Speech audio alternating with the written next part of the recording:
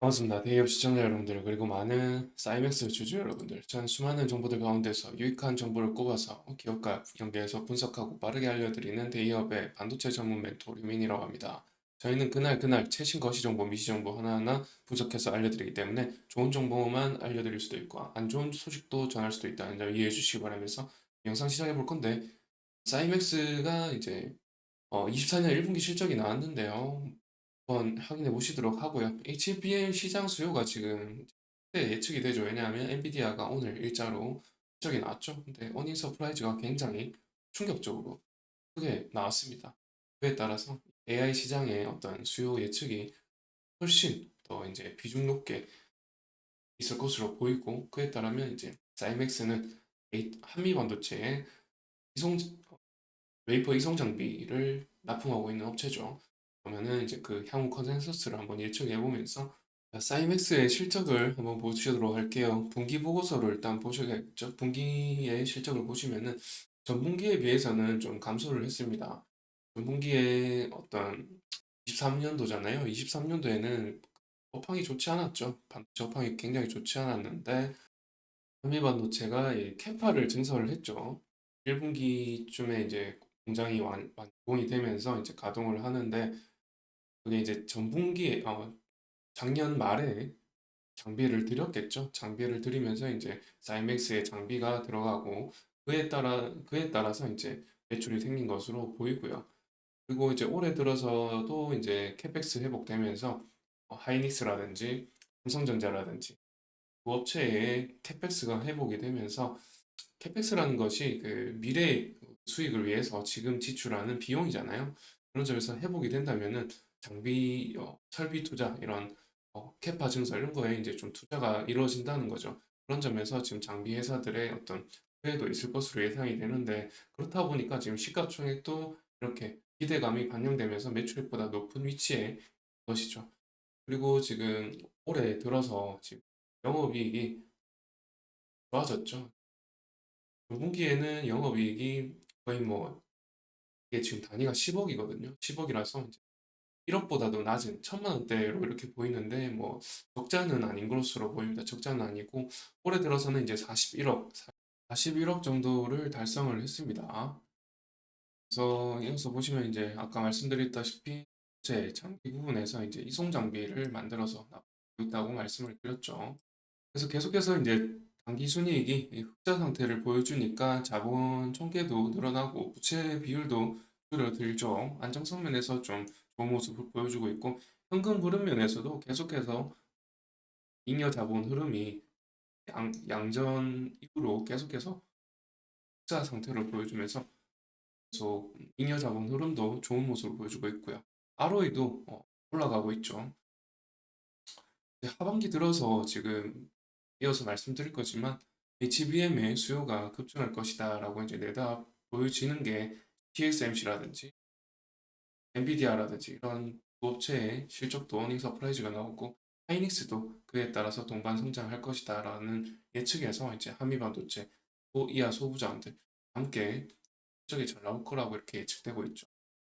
그래서 엔비디아가 지금 천비디아가 됐다고 합니다. 장외 거래에서 7% 가까이 급등을 하면서 매출이 262% 급등을 했고요. 주가가 1000달러가 넘었습니다.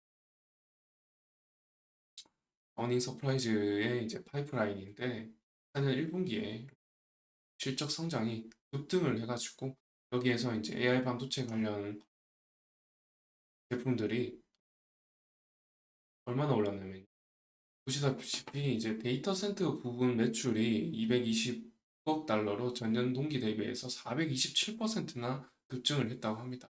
이렇다는 것은 지금 HBM이라든지 낸드 플래시, D램 관련 모든 메모리, 비메모리 분야에서 실적이 급등할 것이라고 예측을 할 수가 있는 것이고, 또한 미국에서 지금 보조금 지급하고 있잖아요. 하이닉스라든지 삼성이라든지. 그러면 캐파 증설을 하는데 적은 비용으로 할 수가 있다 보니까 그에 대한 또 투자도 이루어질 것이고, 그러면은 거기에 장비가 많이 들어가겠죠. 한미 반도체 장비도 들어갈 것이고, 디램 생산을 위해서 장비가 굉장히 많이 필요합니다. 그런 점에서 사이맥스의 매출 증대도 기대해 볼 수가 있는 것이죠. 그러면은 지금 사실 컨센서스를 말씀을 드리면은 22년도에, 21년도에 이렇게 실적이 가장 좋았죠. 21년, 22년 이렇게 실적이 가장 좋았던 시즌이 있었습니다. 그때에 비해서 지금 많이 이제 매출액이 낮아졌는데 연간으로 한번 볼까요? 연간으로 보시면 21년도에 실적이 가장 좋았죠. 그때의 HBM 수요가 얼마나 될까요? 지금에 비해서 진짜 턱없이 적거든요. 지금 HBM 관련, 이제 AI 반도체 관련으로 성장세가 그래도 그 글로벌 점유율이 엔비디아가 80%인데 지금 그보다 이제 좀 더 늘어날 것이다라고 내다 보여지고 AI 반도체 시장이 지금 급증을 하고 있단 말이에요. 30%씩 상승을 하고 있기 때문에 사실 이때의 시장보다 훨씬 크단 말이죠. 그런 점에서 저는 뭐 이 정도 이상은 충분히 넘을 수 있지 않을까 이렇게 생각을 하기 때문에 지금 시가총액도 이게 주가랑 똑같은 움직임이잖아요. 그런 점에서 매출액에 따라서 이렇게 움직일 것인데 21년 수준으로 올라갈 것이다라고 내다보고 있는 거거든요. 그런데 어, 말씀드렸다시피 지금 이 이상 지금 여기 3천억이죠. 3천억 매출 이상을 보여준다면은 이 시가총액이 더 올라갈 수도 있다 이런 말씀을 드리는 거죠. 그래서 마지막으로 주가적인 측면에서 말씀을 드리면은 지금 21년도에 가장 이제 매출이 좋았을 때 시가총액이 이제 주가가 이 정도였죠. 근데 그 주가를 지금 뛰어넘고 있죠. 뛰어넘기는 뛰어넘었습니다만은 계속해서 이제 주춤하고 있는데 오늘도 사실 이제 엔비디아의 급등, 이 주가가 급등을 하면서 이하 소비자들이 다 이제 급등을 해줄 것이라고 생각했는데 아니, 왜인지 모르겠습니다. 왜인지 이렇게 좀 주춤하고 있는 모습을 보여주고 있어요. 그래서 앞으로 향방을 알 수는 없지만 정확하지는 않지만은 이제 전고점을 뚫으면서 이제 역사적인 신고점을 뚫으면서 이렇게 상승을 하지 않을까 생각은 합니다만은 그런데 이렇게 주춤하고 있다는 것은 이제 우리나라 시장에 대한 어떤 어, 회- 의구심이라든지 이런 부분이 사실 적용되는 게 아닌가. 여러 가지 문제가 있죠. 6월 달에 공매도 재개라든지 밸류업 프로젝트에 대한 회의감 이런 것도 있기 때문에 이렇게 이제 주가 반등을 못하고 있는 것이 아닌가. 그리고 코스닥이잖아요. 지금 코스닥이 지금 지수 자체가 별로 좋지가 않아서 그 지수의 하방 압박 압력이 이렇게 가해지다 보니까 개별 종목도 이렇게 오르지 못하고 있는 모습을 보이는 것 같습니다. 그런 점에서 어, 기간적인 가격적인 조정이 좀 있을 것으로 보이고 그 그렇다는 것은 좀 기회가 되지 않나 이렇게 또 생각이 듭니다만은 주가는 알 수가 없죠. 그래서 확실히 말씀을 드릴 수 없습니다. 그런데 이제 객관적인 어떤 컨센서스로 말씀을 드린다면은 이제 충분히 상승 모멘텀은 있다라고 이제 정리를 하는 것이죠. 영상을 여기서 마치도록 하고요. 영상이 좋으셨다면 좋아요와 구독 부탁드리면서 마칠게요. 감사합니다.